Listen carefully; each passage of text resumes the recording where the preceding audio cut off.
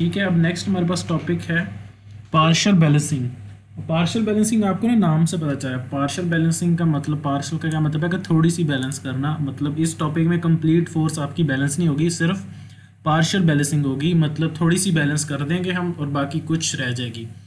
ठीक है, partial balancing of unbalancing primary force in reciprocating engine. और हाँ, सिर्फ प्राइमरी फोर्स की बात हो रही है। प्राइमरी फोर्स यहाँ पे जो हमने यहाँ पे एफ पी निकाली थी, ये एफ पी ऊपर वाले टॉपिक में प्राइमरी बैलेंसिंग फोर्स, सिर्फ इसकी बात हो रही है और इसकी भी पार्शली बैलेंसिंग की बात कर रहे हैं।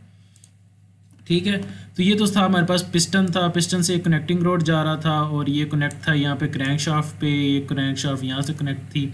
अब इसके दो अब ये सिंपल उसने कहा कि अगर हम इसको देखें तो जिस तरह हमारे पास वो पहला टॉपिक था जिसके अंदर अनबैलेंस्ड हमारे पास मैस था एक सिंगल प्लेन में, ये वो वाली एग्जांपल बन जाती है। तो उसमें हम क्या करते हैं कि हम सपोज करते हैं कि हम एक उसके ऑपोजिट अगेन वही मास लगा देते हैं। ये पहला टॉपिक है कि उसके अगेंस्ट एक मैस कुछ रेडियस पे लगा के उसको बैलेंस कर देते हैं। ठीक है, तो फिर हमने ये में एक मैस लगाया जिसका हमने नाम बी रख दिया और ये बी, और अगर हम इसकी फोर्स फाइंड करनी हो तो इसकी फोर्स कैसे फाइंड कर देते हैं, एम ओमेगा स्क्वायर आर। ठीक है, द प्राइमरी अनबैलेंस्ड फोर्स कैसे फाइंड कर देते हैं, एम ओमेगा स्क्वायर आर। और इसकी फाइंड करनी हो तो ये m की जगह b है तो ये बन जाएगा b ओमेगा स्क्वायर b, क्योंकि इसका रेडियस जो है b है हमारे पास, जो हमने बैलेंस्ड मैस लगाया है उसके पीछे। ठीक हो गया, और ये ओमेगा से रोटेट कर रहा है। अब इसके दो कंपोनेंट बन जाएंगे, एक ये कंपोनेंट बन जाएगा b omega square b sine theta, और एक ये वाला कंपोनेंट बन जाएगा b omega square b cos theta. ठीक है, इसी तरह जो ये वाला कंपोनेंट है इसके भी दो बन जाएंगे, एक ये बन जाएगा m omega square r cos theta और एक यहाँ पे बन जाएगा m ओमेगा स्क्वायर और साइन थीटा। ठीक है, तो हमने जो अनबैलेंस्ड मैस है उसके भी दो कंपोनेंट बना लिए और जो बैलेंसिंग मैस हम ऑपोजिट लगा रहे हैं जिस तरह वो पहला केस था, तो हमने उसके भी दो कंपोनेंट्स ड्रॉ कर लिए। ठीक हो गया, डायग्राम आपको समझ आ गई है। अब वो क्या बात कर रहे हैं कि हमें पता है कि जी सेंट्रीफ्यूगल फोर्स जो है वो क्या है, इसकी जो है बी ओमेगा स्क्वायर बी के बराबर है, मैंने आपको बताया, और मैंने आपको बताया कि इसके दो कंपोनेंट्स हैं। तो हम सिर्फ क्या करते हैं, पहले हॉरिजॉन्टल कंपोनेंट की बात करते हैं। हॉरिजॉन्टल कंपोनेंट क्या बनता है, बी ये वाला कंपोनेंट और इसका ये वाला कंपोनेंट। तो दोनों कंपोनेंट क्या इक्वल हैं। ठीक है, दोनों कंपोनेंट इक्वल हैं, तो ये कॉस थीटा से कैंसिल हो जाएगा और हमारे पास क्या बचेगा, ओमेगा से कैंसिल हो जाएगा, सिर्फ पीछे बचेगा बी इंटू बी, मतलब बी जो मैस की वैल्यू है इंटू लेंथ की value is equal to M into R, M और इंटू आर। तो ये हमारे पास बच जाता है सिर्फ। ठीक है, अब उसने नीचे एक्सप्लेन किया हुआ है कि ये जो हमारे पास इक्वेशन आई है ये वाली, ये कंप्लीटली जो है बैलेंस नहीं करती। यहाँ पे उसने एक्सप्लेन किया हुआ है कि ये सिर्फ तब बैलेंस होता है जब इस तरह इस हॉरिजॉन्टल कंपोनेंट में, जब इसका वर्टिकल कंपोनेंट आएगा तो उसको भी बैलेंस करना है हमने।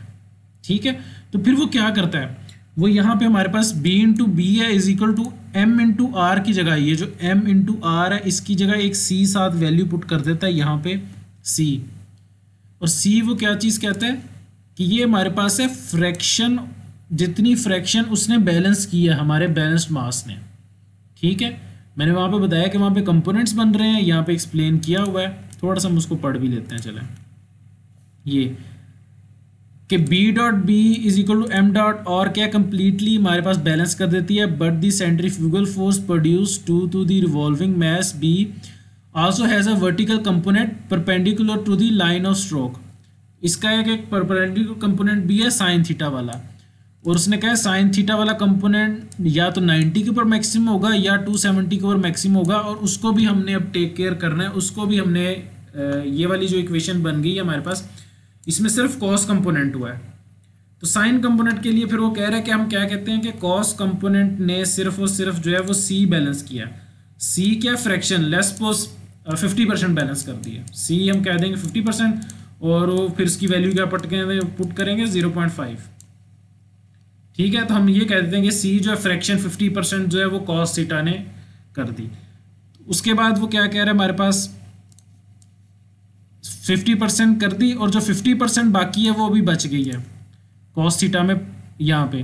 तो ये जो m omega square r cos theta, इसके साथ c जब सॉल्व हो गया तो इसके साथ 1 माइनस सी आ जाएगा। तो यहाँ पे उसने पुट किया है 1 माइनस सी m omega square r cos theta. कि सी इतनी जो है वो बैलेंस हो गई है, और जो 1 माइनस सी लाइक 40% एग्जाम्पल लेते हैं, 40% बैलेंस हो गई है। अब 100 माइनस 40 क्या 60%, अभी ये कॉस थीटा वाली अनबैलेंस्ड ही है, ये बैलेंस नहीं हुई। तो एक तो ये हो गया हमारे पास अनबैलेंस फोर्स, पहली ये आ गई। दूसरी अनबैलेंस फोर्स वो निकाल रहा है जो हमारे पास क्या परपेंडिकुलर है to the line of stroke, मतलब क्या वर्टिकल कंपोनेंट जो साइन थीटा वाला। तो उसमें भी उसने वो सी पुट कर देता है इसके साथ, C omega square C M omega square और साइन थीटा। वर्टिकल कंपोनेंट यही बनता है उसका, यहाँ पे वर्टिकल कंपोनेंट यहाँ पे बनना है सी ओमेगा स्केयर और साइन थीटा। सी ओमेगा स्केयर और जो है सी एम मैस है ओमेगा स्केयर और साइन थीटा। ठीक हो गया। तो ये दूसरा कंपोनेंट ये बन गया हमारे पास, और पहले वाला हमारे पास ये था। ये एक अनबैलेंस फोर्स है, ये अनबैलेंस फोर्स है। ये जो है ये पार्शली बैलेंस हो गई है, ये बैलेंस हो गई है, ये दो अनबैलेंस रह गई है। अब वो क्या कर रहा है कि हम कहते हैं कि रिजल्टेंट फाइंड कर लेते हैं। रिजल्टेंट कैसे फाइंड करते हैं एग्जैक्टली, वो राइट एंगल ट्राइंगल रूल कि आपके पास ये वाली साइड भी है, ये वाली साइड है, ये वाली साइड है, पाइथागोरस थ्योरम लगाएंगे तो ये आप पहला ये वाला कंपोनेंट पुट कर देंगे, ये वाला उसका स्क्वायर, फिर मतलब perpendicular square over base square, ये बेस है उसका स्क्वायर, एंड देन उसने इसको सिंप्लीफाई कर लिया, और ये इक्वेशन हमारे पास बन गई है अनबैलेंस्ड फोर्स की। रिजल्टेंट अनबैलेंस्ड फोर्स अभी ये बची है। तो हमने क्या किया इस टॉपिक में, पार्शली थोड़ी सी फोर्स को बैलेंस कर लिया वो इक्वेशन लगा के, और बाकी जो हमारे पास फोर्स है वो अभी भी अनबैलेंस्ड ही है, जो हमने यहाँ पे एक ऑपोजिट यहाँ पे लगाया। क्यों अनबैलेंस्ड है? जब ये रोटेट करेगा सेंट्रीफ्यूगल फोर्स और डिफरेंट फोर्सेस पर या पिस्टन कनेक्टिंग रॉड की बस एक्ट होंगी तो वो बैलेंस नहीं होगी। तो इस वजह से इसका टॉपिक का नाम था पार्शली बैलेंसिंग। और ये कंपोनेंट बैलेंस हो गया, और ये कंपोनेंट अभी जो उसका है वो बैलेंस होना है। ठीक हो गया, चलो।